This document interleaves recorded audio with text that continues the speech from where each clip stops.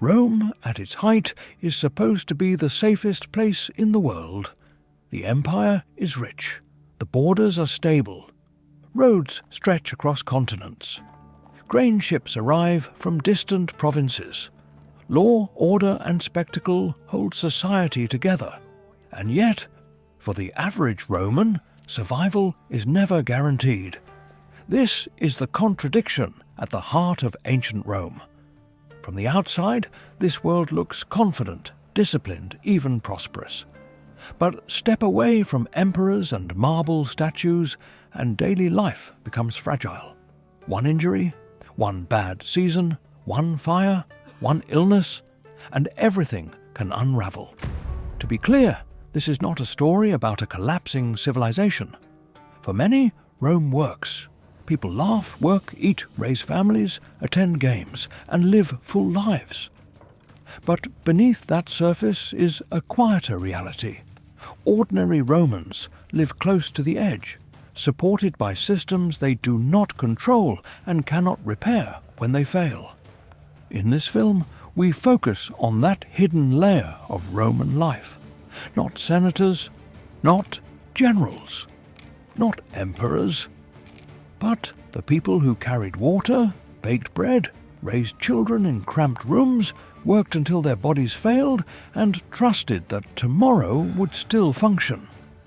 Using archaeological evidence, ancient texts, and AI-based historical reconstruction, we rebuild what daily life felt like around 150 AD, not as legend, not as spectacle, but as lived experience, because Rome was powerful, and ordinary Romans were vulnerable. And understanding that tension is the only way to understand this world at all. Most Romans do not live in villas. They live in insulae, crowded apartment blocks packed into narrow city streets. From the outside, these buildings look solid. From the inside, they are fragile. A single room is common. Sometimes two, if you are lucky. Families sleep, eat, store tools, cook, and raise children in the same confined space. There is no privacy here, no quiet. The higher you live, the cheaper and more dangerous it becomes. Upper floors are poorly built, supported by wood, not stone. Fires spread quickly. Collapse is a constant risk. Roman writers openly warn people not to rent above certain levels. Beds are simple wooden frames or straw pallets. Blankets are thin. In winter, cold creeps through walls and floors. Cooking is done over small braziers or portable stoves. Smoke lingers. Sparks fall. Entire neighborhoods can burn from a single accident. This is not rare. It is expected. Water does not flow into most homes. Someone must fetch it. Often women or children, carrying heavy jars up staircases slick with filth. There is no sewage system inside these apartments. Waste is dumped into streets, drains, or shared latrines. Disease spreads easily. Smells never fully disappear. This is not misery, it is normality. Romans adapt. They socialize outside. They eat simply. They rely on neighbors. But life inside an insula is always provisional.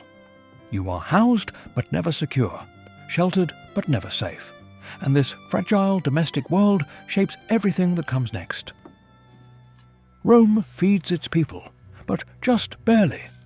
Most ordinary Romans do not eat what we imagine as Roman food. No endless feasts, no exotic banquets, no luxury. Daily survival depends on grain. Bread is the foundation of life. Coarse, heavy loaves made from wheat or barley, often dark, often gritty, sometimes mixed with cheaper fillers when supplies are tight. For the urban poor, food is not earned, it is managed. The state distributes subsidized grain through the annona. Without it, Rome cannot function. This system is not generosity, it is control. A hungry city riots. Meals are repetitive. Bread porridge olives, if affordable beans or lentils. Occasionally, vegetables. Meat is rare. Fresh fish is expensive. Cheese and eggs appear only when luck allows. Most cooking happens quickly and cheaply. Street vendors sell hot food because many apartments are too dangerous or too cramped to cook in regularly. Soup, stews, bread soaked in oil or broth. Enough to keep going, not enough to feel full. Hunger is familiar, even in good times. A bad shipment, a delayed convoy, a political disruption, and prices rise overnight. And when prices rise, wages do not. Families stretch meals thinner. Children eat less so adults can work. People skip meals without calling it fasting. This is the quiet reality beneath Rome's grandeur. A city fed by logistics so complex that failure is always one storm, one war, one decision away. And food is only the beginning. Because what happens to a Roman body when it breaks, when it sickens, matters just as much as what goes into it. Roman life looks orderly from the outside. Inside the body, it is fragile. Disease is everywhere, constant, expected, unavoidable. Cities like Rome are crowded beyond anything most people can imagine. Narrow streets, shared water sources, open drains, human waste dumped where it can be. Animals live alongside people, rats move freely. Clean water exists, but access is unequal. Aqueducts feed fountains and baths. Not every household. Many people rely on wells, cisterns, or polluted streams. Contamination is invisible and unknowable. When sickness comes, it feels sudden. Fever, weakness, pain, and then fear. Roman medicine is advanced for its time, but limited. Doctors exist, but they are expensive. Many are slaves or freedmen trained through apprenticeships, not formal science. Treatments rely on herbal remedies. Bloodletting diet changes superstition, mixed with observation. There is no understanding of bacteria, no antiseptics, no antibiotics. Infections that would be minor today can kill within days. A small wound can turn fatal. Childbirth is especially dangerous. Many women die not during labor, but days later from fever. Public baths, meant for hygiene and health, also spread disease. Crowded, warm, reused water becomes a perfect environment for illness. Most people expect sickness to strike eventually. They plan around it. They fear it, but accept it. Death is not dramatic. It is routine. And this constant proximity to illness shapes everything. How families live, how they raise children, how much risk they accept. Because in Rome, survival is not about avoiding danger. It is about enduring it. And when health fails, law does not protect you. Rome is famous for its laws, but for ordinary people, the law is not protection. It is pressure. Roman law is detailed, written, and extensive, but it is not equal. Your experience of justice depends entirely on who you are, your gender, your wealth, your legal status. Citizens have rights. Non-citizens have fewer. Slaves have almost none. And most people live very close to that bottom. Punishment is public by design. Beatings, whippings, forced labor, executions. The goal is not justice, it is deterrence. Fear is the system's fuel. Trials exist, but evidence matters less than status. A poor man accusing a wealthy one rarely wins. Testimony from slaves is only accepted if extracted under torture, because truth in Roman thinking requires pain. For minor crimes, penalties are swift. For serious ones, they are brutal. Prisons are not places for long-term sentences. They are holding cells. Dark, crowded, unsanitary, where people wait for punishment or execution. Survival inside them is uncertain. For women, The law is even narrower. They remain under male authority, first their fathers, then their husbands. Legal independence is rare. Abuse inside the household is often ignored unless it disrupts public order. And for slaves, the law is a weapon. Masters can punish at will. Killing a slave is discouraged, but not always punished. If a master is murdered, all slaves in the household can be executed regardless of guilt.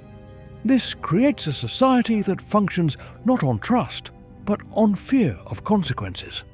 People obey not because they believe in justice, but because the cost of disobedience is unbearable.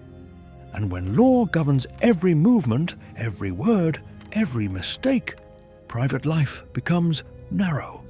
Which brings us to where most Roman lives are actually lived, inside the home. Rome does not run on marble, law, or spectacle. It runs on bodies. For ordinary Romans, work is not a phase of life. It is life itself. From before sunrise until light fails, people labor. Not occasionally, not seasonally. Every day they are able. Men haul stone, unload ships, carry water, dig foundations, repair roads. Women grind grain, wash clothes, cook, sew, care for children, manage households, and often work outside the home as vendors or laborers. Children help early, carrying, selling, fetching, assisting, because extra hands means survival. There are no safety standards, no compensation for injury, no concept of workplace protection. If you are strong, you work. If you are injured, you stop earning. And if you stop earning, everything begins to unravel. A twisted ankle can end a livelihood. A crushed finger can mean hunger. A fall from scaffolding can mean death. Or worse, survival without usefulness. Most laborers age quickly. By their 30s or 40s, bodies are already worn down. Backs bent, joints swollen, hands scarred and stiff. Rome appears eternal, but the people holding it up are replaceable. There is always someone poorer, always someone desperate enough to take your place. And this reality shapes how people think about risk. They do not avoid danger, they accept it. Because refusing work is often more dangerous than taking it. This is how Rome survives. Not through stability, but through constant replacement. Slavery in Rome is not a background detail. It is not a moral footnote. It is infrastructure. Nearly every system that keeps Roman society functioning depends on enslaved labor. Slaves cook food, clean streets, carry water, work fields, build roads, run workshops, care for the sick. Remove slavery and the city stops. This is not exaggeration. It is design. Rome does not run despite slavery. It runs because of it. For ordinary free Romans, this creates a strange contradiction. They are not slaves, but they live beside them constantly. They compete with them for work. They depend on them for services. A free laborer can be replaced by a slave overnight, which keeps wages low and fear high. Slaves are everywhere, but legally invisible. They are property, not people.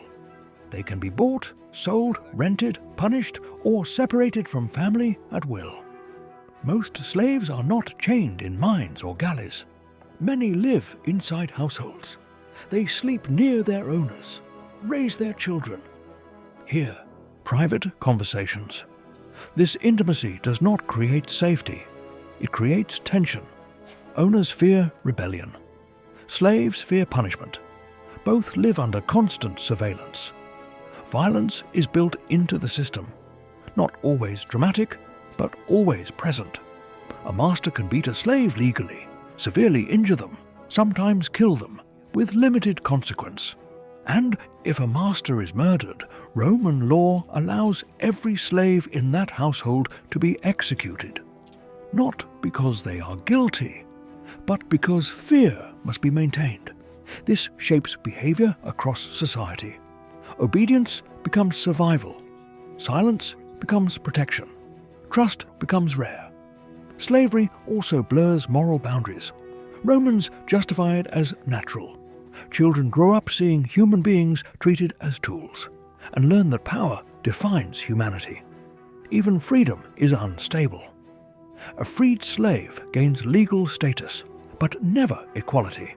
Their past follows them. Their children inherit suspicion. Slavery is not just an institution, it is the logic beneath Roman life. And when a society is built this way, everyone lives closer to collapse than they realize. Because when labor is owned, human life becomes expendable. The Roman family is not built around love. It is built around control, continuity, and survival. At its center stands one figure, the paterfamilias. The male head of household holds legal authority over everyone beneath him: his wife, his children, freedmen, and slaves. This power is not symbolic, it is absolute. He controls property, marriage decisions, punishments, even in extreme cases, life and death. Marriage in Rome is practical, not romantic. Families arrange unions to secure alliances, property, or stability. Love may come later, or not at all. Girls often marry in their early teens. Men are usually older. Experience and authority flow in one direction. A wife moves into her husband's household and authority. Legally, she remains under male control, either her father's or her husband's. Her role is clear: manage the household, produce heirs, maintain order. Childbirth is expected and feared. Pregnancy is constant. Death is familiar. Many women survive multiple births. Many do not survive even one. Children arrive into a world that does not promise protection. Infant mortality is high. Illness is common. Accidents are fatal. Parents learn not to assume survival. Children are raised with discipline, not indulgence. Affection exists, but it is restrained. Obedience matters more than comfort. From a young age, boys are prepared for work, labor, or military service. Girls are trained in domestic responsibility. Play exists, but briefly. Childhood is short. Family life takes place in cramped spaces. Apartments are crowded. Privacy is rare. Noise is constant. Multiple generations may share a few rooms. Sleep is light. Stress is normal. Despite this, families persist. Meals are shared. Stories are told. Rituals mark births, marriages, and deaths. The family is not a place of safety, but it is a place of belonging. And for ordinary Romans, that matters, because outside the household lies a city that offers opportunity, but no mercy. And inside the household lies the only support system most people will ever know, which brings us to another fragile pillar of Roman life: work, and the constant pressure to earn enough to survive. Religion in Rome is everywhere, but it is not gentle. It does not exist to reassure people that life will improve. It exists to explain why suffering happens, and why it must be endured. Romans do not worship one god. They navigate a dense web of gods, spirits, household deities, and ancestral forces. Every action carries risk. Every mistake may offend something unseen. Religion is transactional. If you honor the gods correctly, life may continue. If you fail, disaster is your fault. Illness is not random. Fire is not chance. Death is not meaningless. Everything has a cause, and that cause is human failure. Households maintain shrines to the lares and peanuts, spirits believed to guard the home. Offerings are small: bread, wine, incense, not devotion, maintenance.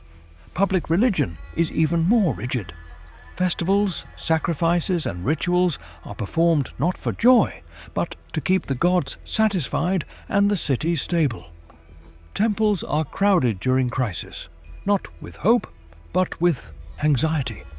People pray for survival, not salvation, for relief, not transformation. And when prayers fail, which they often do, faith does not disappear. It hardens. People assume they did something wrong. They repeat rituals. They give more offerings. And religion becomes routine endurance. Priests do not challenge suffering. They interpret it. A plague means ritual error. A famine means divine displeasure. A death means fate fulfilled. There is no promise that virtue will be rewarded in life. Only that order must be preserved. For ordinary Romans, religion offers structure in a world that feels unstable, not comfort in a world that feels cruel. It teaches people how to live with uncertainty, how to accept loss without rebellion, how to endure without asking why. And that endurance matters, because when faith stops offering reassurance, and family support reaches its limit, and work fails to provide security, the only thing left is the body itself. And what happens when that body can no longer endure is the next fracture in Roman life. Rome is exhausting to live in, so Rome provides distraction, not kindness, control. For ordinary people, entertainment is not leisure in the modern sense. It is pressure release in a system that cannot afford revolt. The city offers spectacle on chariot races, gladiatorial games, massive scale, public executions folded into entertainment. These events are free or heavily subsidized because a bored population thinks, an entertained one watches. The Circus Maximus holds hundreds of thousands. It is louder than hunger, more absorbing than fear. People cheer teams the way later generations cheer nations. Identity shifts from survival to allegiance. For a few hours, life feels larger than work and illness. But spectacle is not neutral. Gladiators are not heroes. They are reminders. Most are slaves, prisoners, or condemned men. Their deaths are ritualized violence. A message written in blood. This is what happens to bodies the system no longer needs. Crowds cheer, not because they are cruel, but because watching gives them distance from their own vulnerability. If it's them, it isn't me. Executions serve the same function. Punishment becomes performance. Justice becomes theatre. Fear is made visible and normalized. Even festivals follow this logic. Feasts, games, and holidays arrive not randomly, but strategically. After hardship, unrest, or tension, entertainment is deployed. Rome understands something deeply modern. People can endure almost anything if they are periodically distracted from it. But this escape has limits.